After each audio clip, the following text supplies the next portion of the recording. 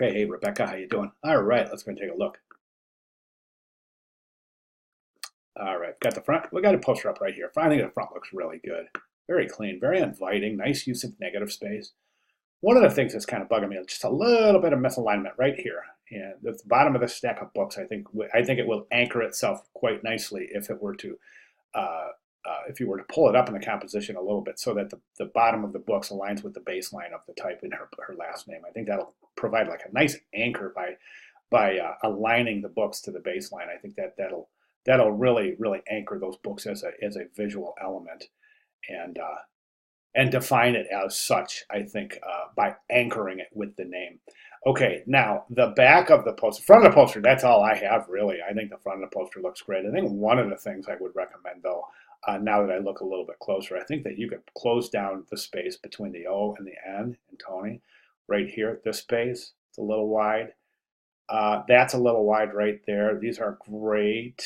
That's a little wide, and then both sides of the O are just a little wide. So you close down that kerning, and I think that would be a perfectly typeset laureate's name. So that's fantastic. And then the subhead looks great too. Really nice work here. Um, great kerning on that subhead. That's beautiful. Nice. All right, the back of the poster is mechanically it looks pretty good. I think you've got some good hierarchy here as far as leading your viewer through the page. I think that it's obvious that you want the viewer to look at the timeline first, which is an interesting choice, but nonetheless, it works. It's just as effective as leading into the body copy. The idea is to make this a kind of a synergistic reciprocal piece so that the timeline has a nice relationship with the page and the page has a nice relationship with the body copy so that all is in concert with each other. And of course, this points to what? This points to visual harmony.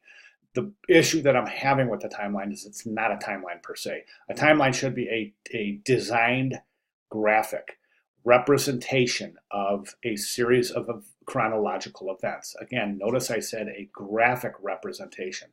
A timeline should not be a listing of chronological events. And that's basically what we have right here. Timeline should be a designed artifact. So keep that in mind. I think that some of your timeline entries are kind of long right here. I also think that it's very unusual to have the 1977 on top of the timeline entry, then have it centered.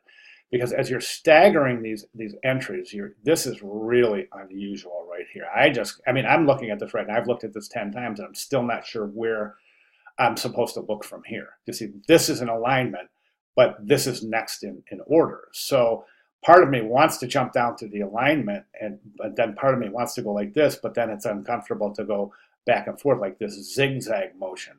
Do you know what I'm saying?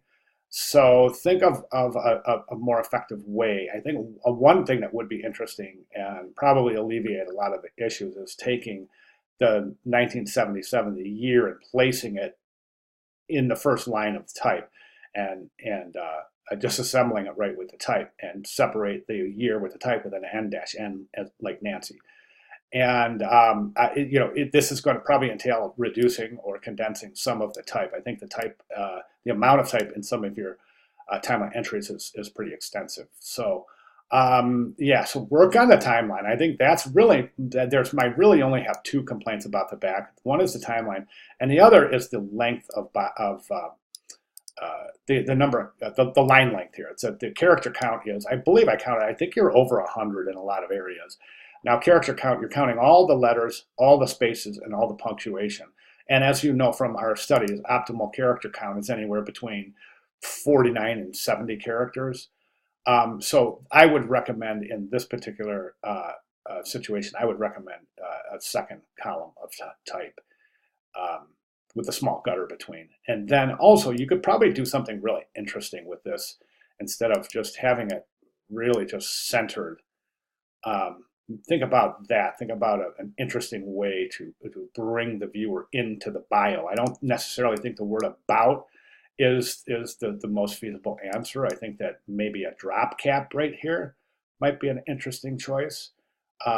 So think about that. Rags look fantastic. Good job there. You've got a really nice use of old style figures in your timeline. That's fantastic, but we don't have old style figures in the bio information. So think about getting your old style figures in there. All right, okay. Other than that, I think there's only a couple of areas where it would be suitable for using. Oh, by the way, good job using italics for the book titles. That's smart. Good job. Looking at areas to apply small caps right there. DC, perfect spot right there for small caps. That's really the only area I'm seeing. So, all right, just a little fine tuning, some reconfiguring of the timeline itself, design the timeline as a graphic, and I think we're good to go. All right, thank you very much. And hey, if you have any questions at all, or if you want to run something by me between now and Sunday, please feel free to do so. But those are my recommendations. So please, any questions, feel free. Thank you very much.